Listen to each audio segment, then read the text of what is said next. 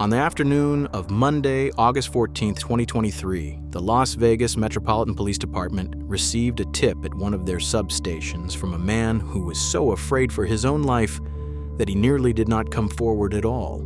He told officers directly that he feared being killed if anyone found out he had gone to the station.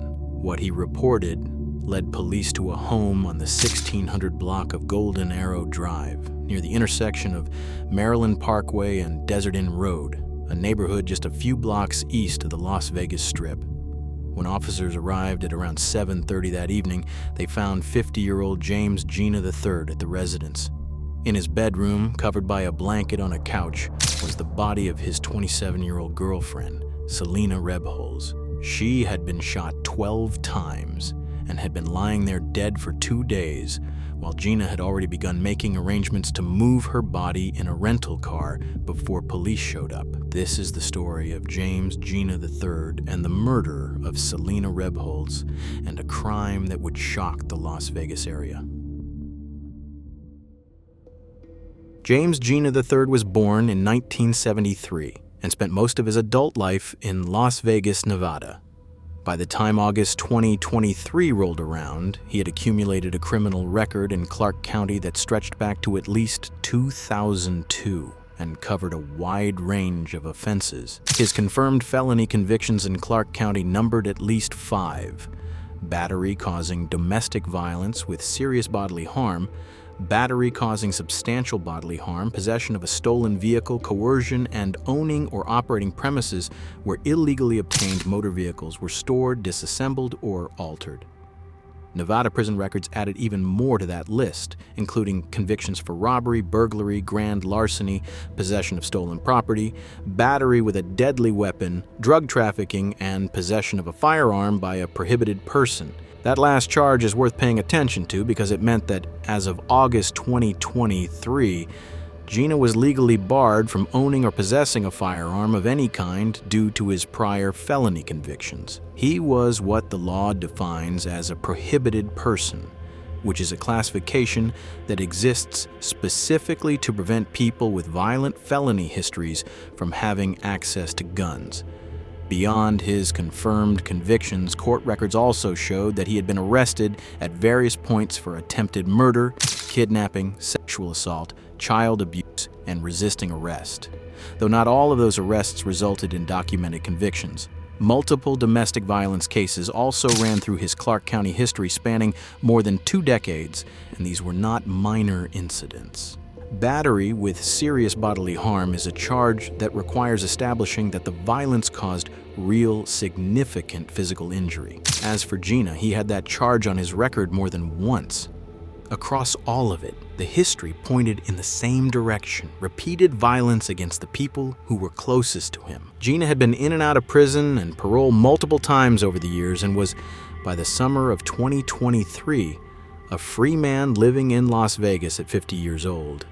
He was also instantly recognizable to anyone who crossed paths with him because his face and shaved head were covered in extensive tattoos, along with his neck being tattooed.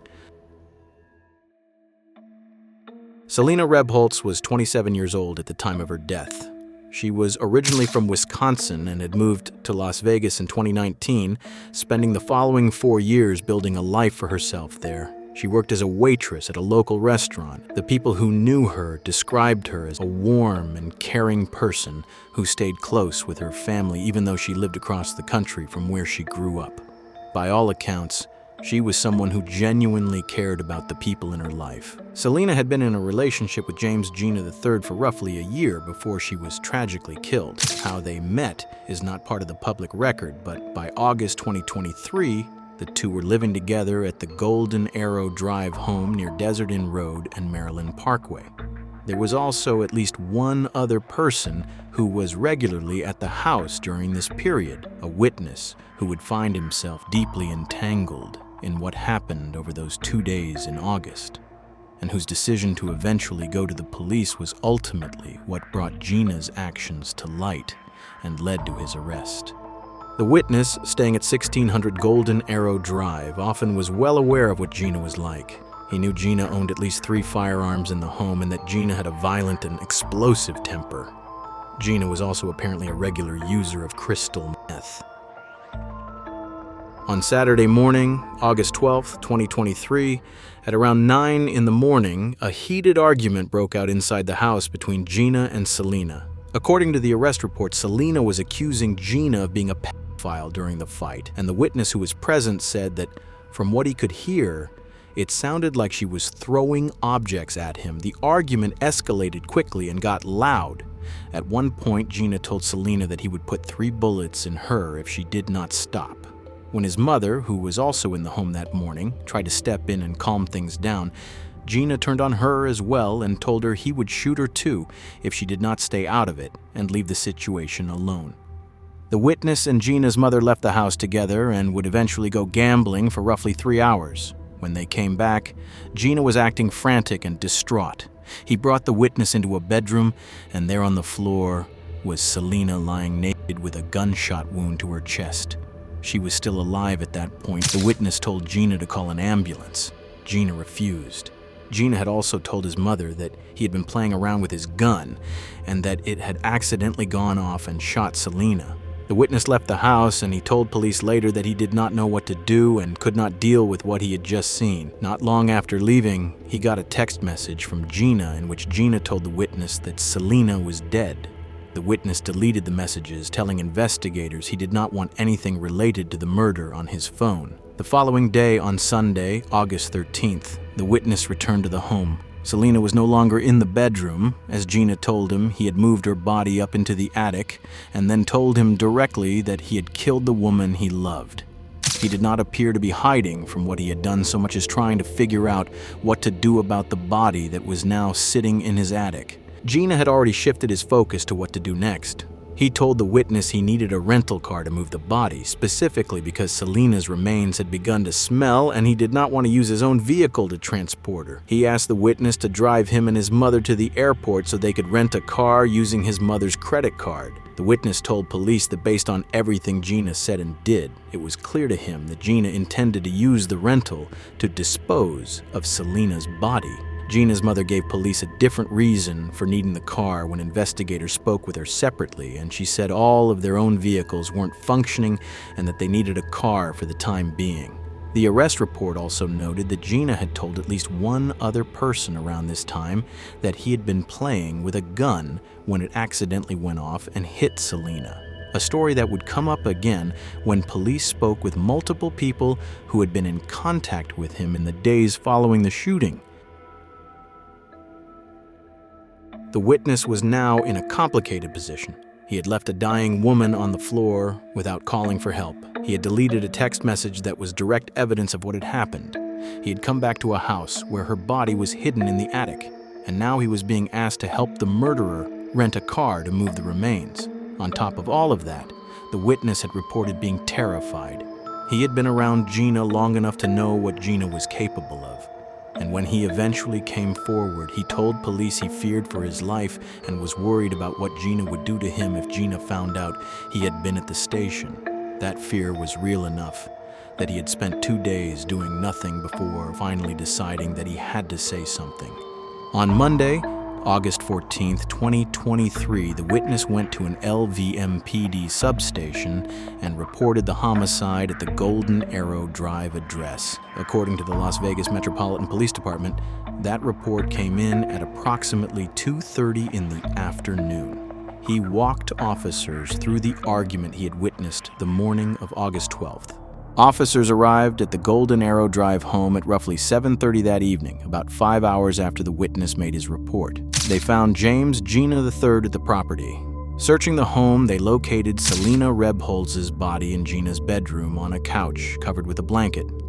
She had been shot approximately 12 times, and there were multiple bullet defects in the couch beneath her consistent with the wounds she had sustained. Gina was taken into custody. When detectives tried to question him, he declined to make any statement. Investigators also spoke with additional witnesses, all of whom backed up the original account. Gina's mother told investigators her son had told her he was fiddling with his gun when it accidentally went off and hit Celina. However, 12 shots are obviously no accident, and investigators did not take this idea seriously. Gina was booked into the Clark County Detention Center on charges of open murder with a deadly weapon and owning or possessing a firearm as a prohibited person. He was denied bail. In the days after the arrest, the Clark County Coroner's Office formally identified the victim as Celina Rebholz.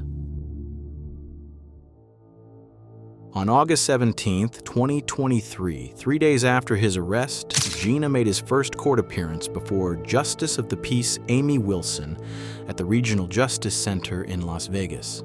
His defense attorney, Richard Tanasi, was present and told Judge Wilson that he planned to revisit the question of bail at a later date, though he declined to comment on the case publicly after the hearing.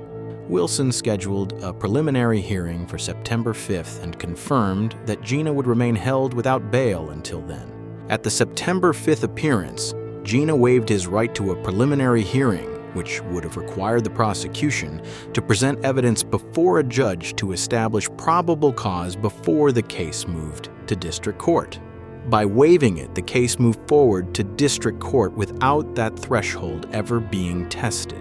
On September 7, 2023, Gina appeared in court again and formally entered a not guilty plea to the murder charge. Prosecutors announced at that same appearance that the case would go before a review board to determine whether the state would seek the death penalty. Under Nevada law, open murder with a deadly weapon carries the possibility of capital punishment or life in prison without the possibility of parole. Sir, are you familiar with the two charges that you're facing? Yes, ma'am. Do you understand those charges? More or less, yes, ma'am. Okay, I can have you more or less. What don't you Yes, understand? ma'am. You understand those charges? As to those charges, how do you plead? Guilty or not guilty? Not guilty, Your Honor. The witness who had seen the aftermath of the murder was not charged with any involvement in the crime, and Gina's mother was not either. For now, James Gina III remains held without bail at the Clark County Detention Center on charges of open murder with a deadly weapon and unlawful possession of a firearm as a prohibited person. It is still not decided yet if the prosecution will pursue the death penalty against him. He has also not provided a reason as to why he decided to take Celina's life, if it was related to the argument, or if something else had transpired within his home between those hours from when the witness and Gina's mother left and then subsequently returned. One thing remains clear, though. Celina Rebholz's murder was a tragedy that left her friends and family wondering why something like this ever happened. Police say Gina kept the body in his home for 2 days and was trying to rent a car to move it when he was arrested. Prosecutors say the case will go before a review board to decide if the state will seek the death penalty.